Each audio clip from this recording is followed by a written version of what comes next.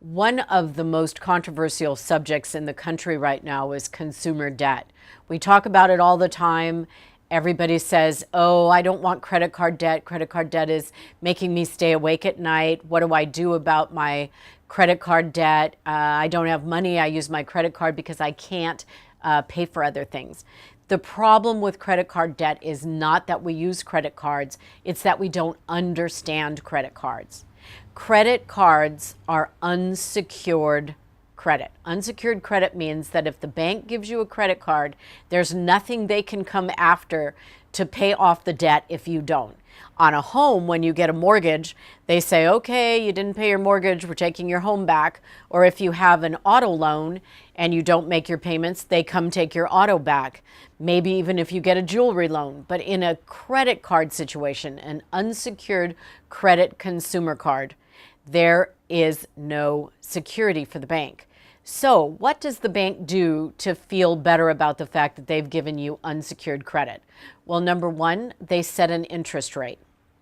An interest rate can start from a 0% introductory rate all the way up to usually 14%, 15%.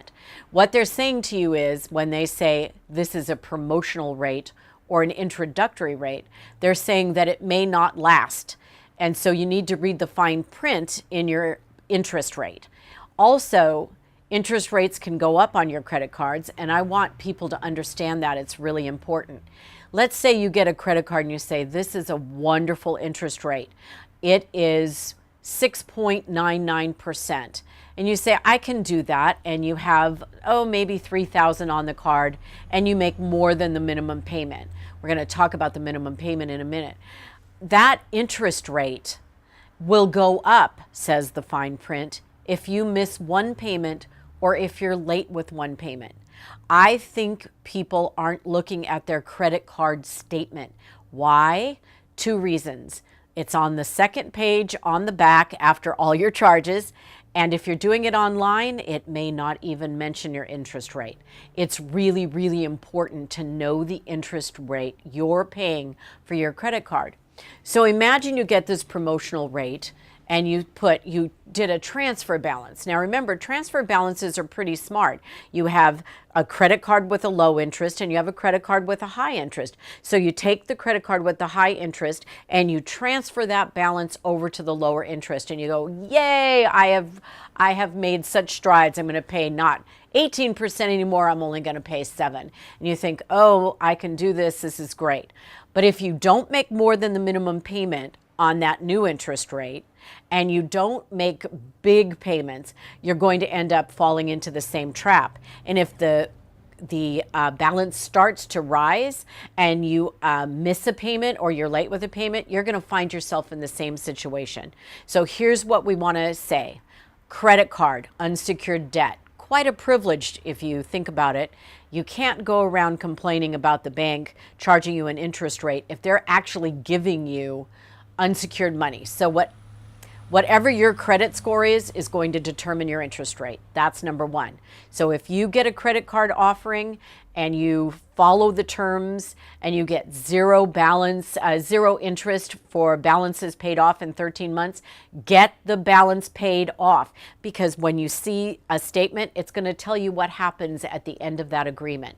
Number two, don't be late with your credit card payments. If you need to have the auto debit come out always on the due date, so that you're always on time. And then during the course of the month, pay it down even more.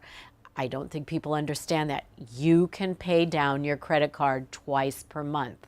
You pay the minimum payment by auto debit, and then you go ahead and mid-month, 2 weeks later, you go ahead and you make a bigger payment.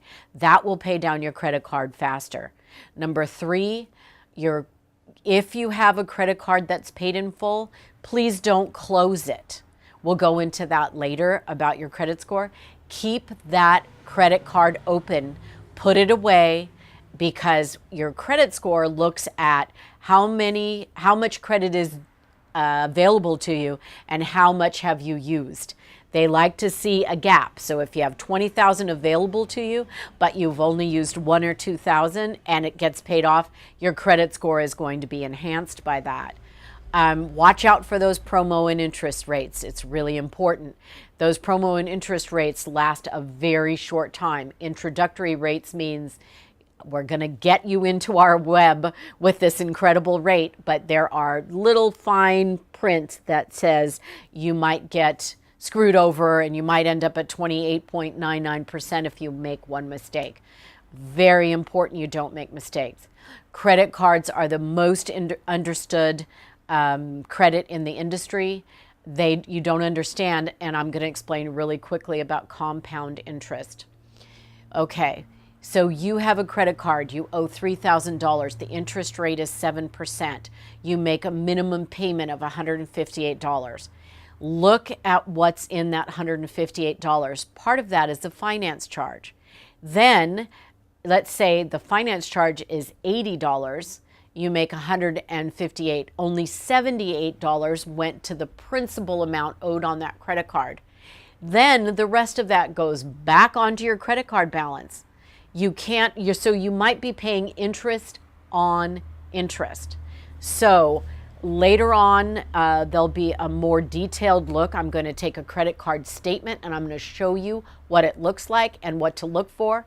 I encourage you all the time, even if you pay online, get a statement that actually looks like a statement. Even if you don't print it out, make sure the actual statement you can see online, so you can see the interest rate, the finance charge, your balance.